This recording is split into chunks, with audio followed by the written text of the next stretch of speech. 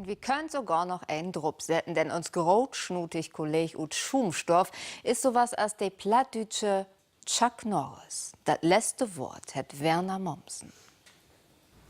Moin. Habt ihr all eure Adventskalender? Also nur einen Kalender darf ich auch nicht fragen, da reckt ihr von doch nicht mehr, ne? Ja, aber das ist auch ein Marktwurm, oder?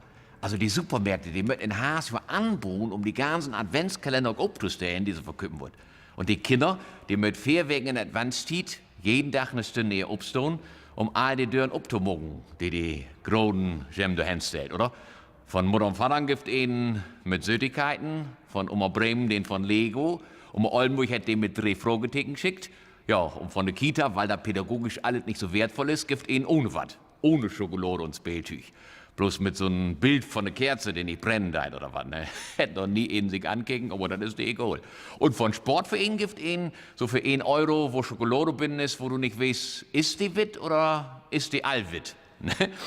Naja, und weil die Groden das so schön finden, wenn die Kinder die leuchtenden Augen kriegt, wie diese Adventskalender, habt sie für die auch all Adventskalender. Da gibt für jede Zielgruppe was. Für die Denker mit 24 Geschichten, für die Spieler mit 24 Rubbellosen, für die Trinker mit 24 Biersorten.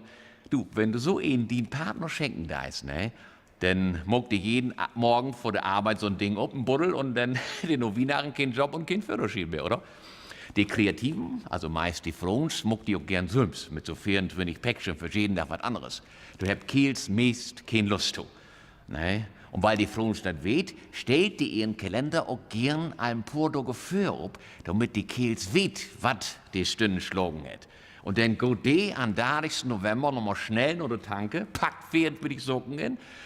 Du, und dann ist die Stimmung aber groß, wenn sie an Nikolausdach den Dörrschlott in Iser packt und hillig oben das Überblickungskobel.